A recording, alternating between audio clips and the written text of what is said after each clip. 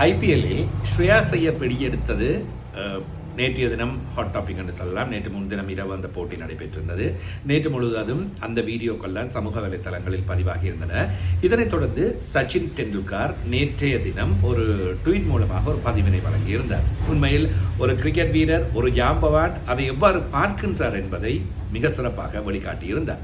பிடியெடுக்கப்பட்டது அபாரம், மிக சிறப்பு என்று நாங்கள் எல்லோரும் போற்றியிருந்தோம். ஆனால் ஒரு கிரிக்கெட் வீரராக எவ்வாறு செயல்பட்டார் அவர் என்பதை நுணுக்கமாக சச்சின் சொல்லி இருக்கின்றார். குறிப்பாக கிரிக்கெட்டில் ஒரு கணப்பொழுது, செகண்ட் என்பதிலும் பாண்டிய கணப்பொழுது என்று சொல்லுவோம், அது மிக முக்கியமானது.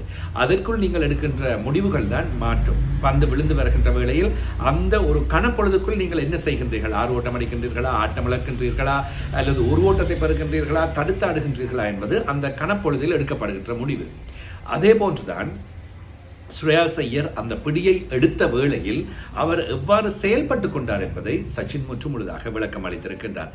அந்த பந்தினை கணித்த விதம், பந்தை பிடி எடுக்கின்ற வேளையில் பவுண்டரி லைன் எங்கே இருக்கின்றது, அதை தான் பிடிக்கின்ற வேளையில் எவ்வாறு விழப்போகின்றேன், விழுந்தால் அந்த கணப்பொழுதுக்குள் எவ்வாறு பந்தினை எறிய வேண்டும், அந்த பந்தை எவ்வாறு எறிந்தால் ஓடி வருகின்ற வீரர் அதை பிடித்துக் கொள்ள வேண்டும், இவற்றையெல்லாம் அந்த ஒரு கணப்பொழுதுக்குள் அவர் கணித்திருக்கின்றார். அதன் காரணமாகத்தான் அந்த பிடி சக்சஸ் ஆகியது என்று சொல்லி இருக்கின்றார். உண்மையில் அந்த பிடிக்கான கிரெடிட் அவருக்கு கிடைக்காது, ஸ்கோர் கார்டில் அவருடைய பெயர் இருக்காது. ஆனால் ஸ்ரேயாஸ் ஐயர் முற்றுமுழுதான அந்த எஃபர்ட், அவர் செய்த விதம், அவர் நடந்து கொண்ட விதம் தான் அந்த பிடிக்கு மிக முக்கியமான காரணமாக அமைந்தது.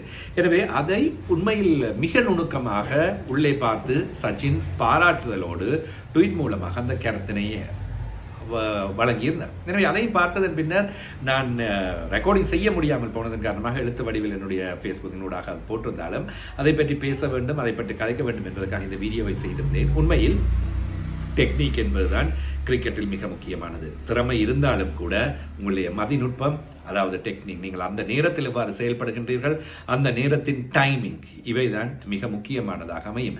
அந்த டைமிங்குள் நீங்கள் செய்து விட்டீர்களாக இருந்தால் சக்சஸ், இல்லாவிட்டால் ஃபெயிலியர்.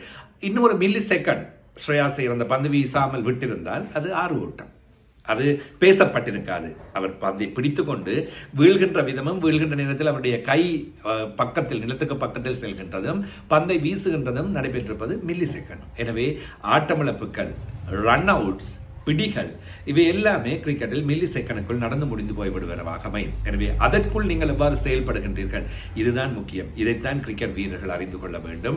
எனவே இதை சரியான முறையில் எடுத்துக்கொண்டு ஒரு நல்ல விடயத்தை சச்சின் சொல்லி இருக்கின்றார். எனவே அதை உங்களுக்கு தெரியாதவர்களுக்காக நான் சொல்வது பிரயோசனமாக இருக்கும் என்று நம்புகின்றேன். எனவே கிரிக்கெட் விளையாடுகின்றவர்கள், கிரிக்கெட்டை பழகின்றவர்கள், அதே போன்று உங்கள் பிள்ளைகள் கிரிக்கெட் பழகினால் பார்த்தால் நீங்கள் இவற்றை சொல்லிக் கொடுங்கள். எவ்வாறு செயல்பட வேண்டும், எவ்வாறு அந்த நேரத்தில் யோசிக்க வேண்டும், சிந்திக்க வேண்டும். அந்த கிரிட்டிக்கல் திங்கிங் என்று சொல்லப்படுகின்ற அந்த நேரத்தில் வித்தியாசமாக சிந்திப்பதுதான் இவற்றை சக்சஸ் ஆக்கி உங்களுக்கு தரும். எனவே இதுதான் சக்சஸ் வீரர்களின் ஃபார்முலா என்னை பொறுத்தவரை. எனவே கிரிக்கெட்டாக இருக்கட்டும், ஏனைய விளையாட்டுகளாக இருக்கட்டும், இதுதான் முக்கியம். எனவே அந்த விடயத்தை சொல்லியிருக்கின்றோம். சுரேஷ் ஐயரின் அந்த பிடி சச்சின் மூலமாக இவ்வாறு பார்க்கப்பட்டிருக்கின்றது. உண்மையில் வித்தியாசமான பார்வையாக எனக்கு தென்படுகின்றது.